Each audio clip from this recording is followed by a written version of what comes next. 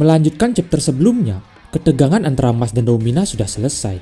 Mereka berdua mulai mengerti keadaan satu sama lain. Hingga tiba-tiba, suatu tekanan dari kekuatan sihir besar terasa di dalam ruangan mereka. Mas merasakan tekanan tersebut, apalagi yang akan terjadi.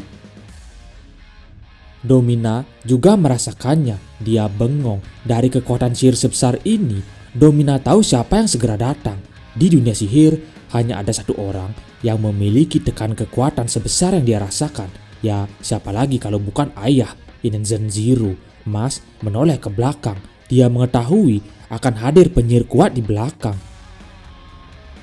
Melayang dari atas hingga turun pelan-pelan dengan sihir ruang dan waktu, tak butuh waktu lama baginya pergi keliling dunia.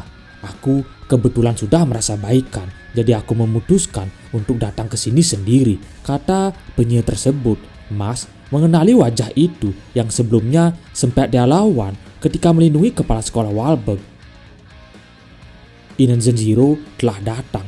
Tekanan sihir yang kuat tersebar di seluruh ruangan, menandakan saat ini berkat menyedot sihir ruang milik Walberg, Inen Zenziru sudah jauh lebih kuat dari beberapa waktu lalu saat terakhir kali bertemu dengan Mas.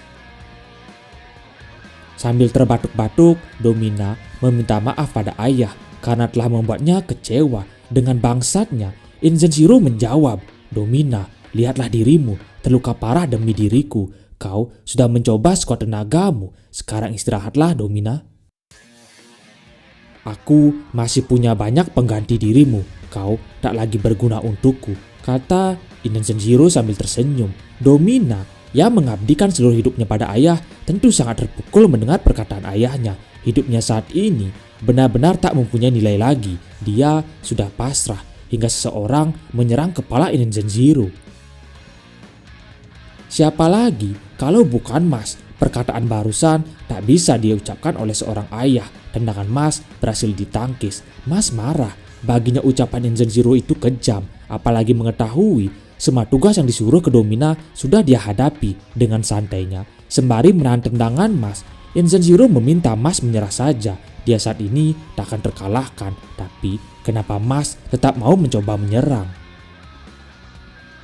Bagi Inen Zenziru, kelakuan Mas tak masuk logika. Melawannya tak akan menghasilkan apapun. Yang Mas lakukan hanyalah menghabisi dirinya sendiri. Melalui otak jeniusnya, Mas malah berterima kasih. Dia merasa dipuji oleh Inen Zenziru. "Aku barusan mengejekmu bodoh. Hasrat dari semua makhluk hidup adalah keberlanjutan, pendalaman akademik, kecantikan diri, berkembang biak, hubungan sosial, dan kedudukan sosial. Kita mengejar hal-hal ini karena kita takut akan kematian. Rasa takut itu ada di lubuk setiap makhluk hidup. Itu sebabnya kita membunuh untuk bisa bertahan hidup. Untuk terus bisa hidup, kita mengambil dari yang lain. Aku ingin hidup. Aku ingin hidup lebih dari siapapun, sehat walafiat, tanpa cacat sedikit pun, di mana kematian tak akan pernah datang kepadaku. Akan kukorbankan semuanya demi itu, bahkan nyawa anak-anakku sekalipun. Dan memang itulah rencanaku. Dengan nyawamu, aku akan menjadi abadi.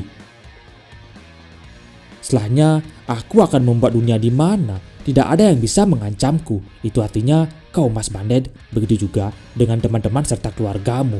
Aku akan merebut mereka semua demi diriku sendiri. Hidup tanpa penyamaran, apalagi yang lebih sempurna dari itu, kata Inen Zenziru. Mas hanya bengong. Meski dia tak mengerti cara berpikir Inen Zenziru, tapi yang Mas tahu, mengambil sesuatu dari orang lain adalah perbuatan yang salah. Padahal orang lain atau mereka tidak mencoba mengambil sesuatu dari Inen Zenziru. Sambil melepaskan gelangnya kembali, Mas siap bertarung melawan Levis, lanjut Domina, kini Inen Zenziru. Menyadari Mas Banded tak gentar melawan, Inen Zenziru merasa tertarik menunjukkan kekuatannya pada orang seperti Mas. Kedua gelang kembali dilepaskan, membuat lantai ruangan hancur. Kini Mas bersiap menghadapi Inen Zenziru dengan kekuatan penuh. Berbeda dengan pertemuan mereka sebelumnya, di mana Mas masih memakai kedua gelangnya. Dengan secepat kilat, Mas menendang kepala Inen Zenziru hingga berdarah. Setelah berhasil menendang, Mas menghantam lawannya lagi dengan tangannya, lalu memukul hingga Inen Zenziru terlempar jauh ke belakang. Mas tak berhenti di situ. Dia terus melayangkan serangan, membuat lawan tak memiliki waktu sedetik pun untuk menyerang balik. Mas menghajar beberapa kali. Inazan Zero kembali mengeluarkan darah dari mulutnya akibat serangan Mas. Namun, saat Mas berniat memukul kepala lawannya itu lagi, sesuatu malah terjadi. Tiba-tiba, Inazan Zero berada di belakang Mas dengan keadaan tak terluka sama sekali. Mas bingung apa yang terjadi. Bahkan dengan kecepatannya saat ini, dia tak bisa melihat pergerakan lawan. Itu terjadi secara instan. Setelah melihat ke belakang, Inazan Zero duduk santai di sana. Mas masih bingung.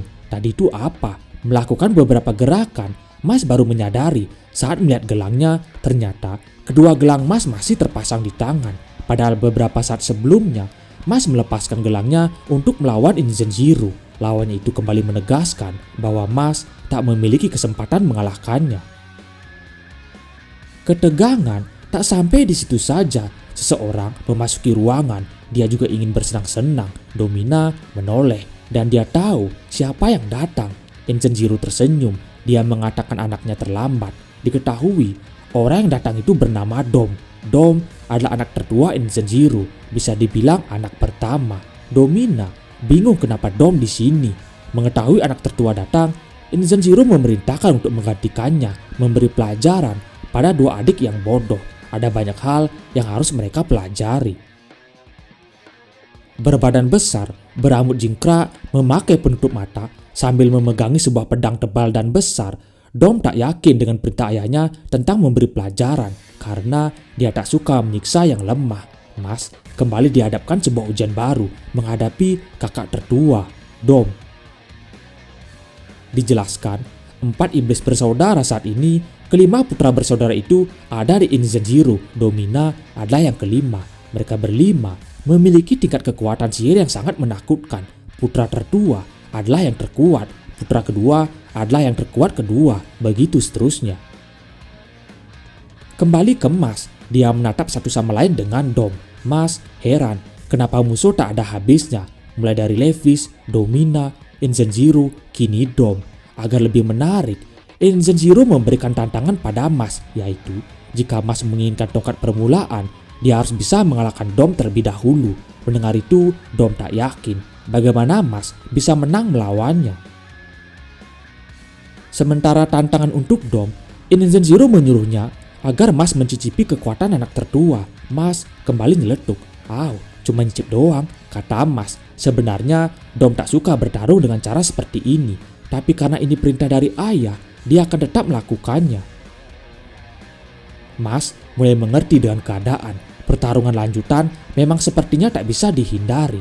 Mas mengambil kuda-kuda bertarung. Tak ada pilihan lain selain mengalahkan Dom saat ini.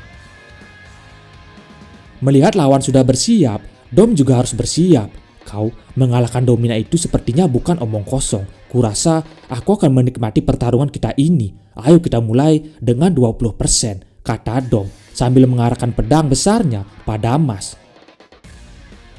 Domina tahu baginya saat ini Mas sama sekali tak memiliki kesempatan sedikit pun untuk mengalahkan kakak tertua mereka, yaitu Dom. Pergerakan bayangan diperlihatkan oleh Dom. Setelahnya, tebasan pedang mengarah pada Mas, tapi berhasil Mas hindari. Saat Mas menyerang balik dengan memukul bertubi-tubi, Dom juga berhasil menghindari serangan Mas. Domina yang melihat pertarungan kedua saudaranya beranggapan kecepatan Mas dan Dom seperti aliran karya seni. Dom meningkatkan sedikit kekuatannya. Dia bergerak dengan cepat seperti bayangan untuk menebas Mas. Bukannya menghindar, Mas malah mengadu pukulan dengan pedang besar Dom. Akibatnya, Mas sedikit terdorong ke belakang. Tangannya mengeluarkan asap akibat benturan, tapi tak tergores. Dom mulai memuji Mas. Kecepatan Mas saat ini dan kekuatan pukulannya bisa mengimbangi 30% miliknya. Dom menghilang. Dia menyerang sambil berkata agar Mas tak mengecewakannya dalam pertarungan mereka. Dom berada di belakang. Dia berniat menebas leher Mas, tapi lawannya itu berhasil menghindar. Beberapa tebasan dengan kekuatan 30% Dom masih dapat diatasi oleh Mas. Domina yang tahu kecepatan Mas kagum dengan Dom. Dia jauh lebih cepat lagi. Hanya dengan 30% saja, Dom sudah menyamai kecepatan Mas.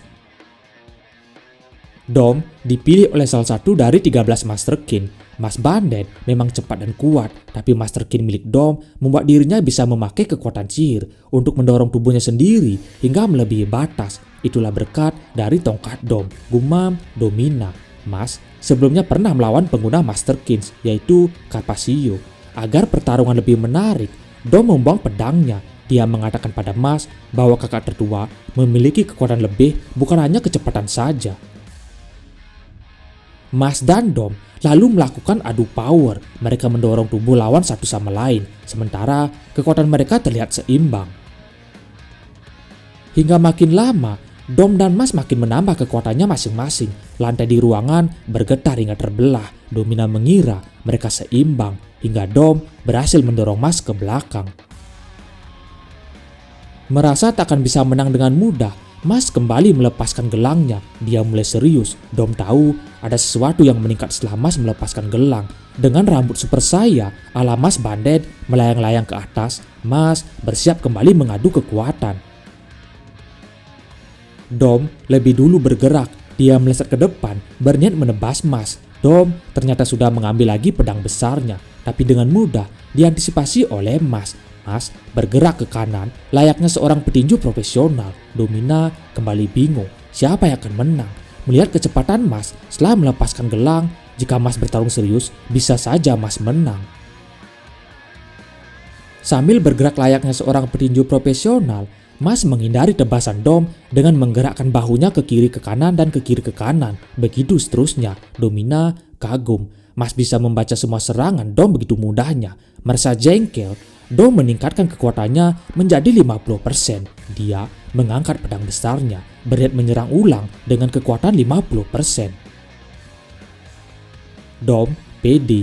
Dia merasa sudah paham batas kemampuan Mas. Dengan mengeluarkan 50% yang berarti 2 kali lipat lebih cepat dari sebelumnya, Dom yakin Mas tak akan bisa menghindari serangan miliknya sekarang. Ini adalah akhir untuk Mas Bandit.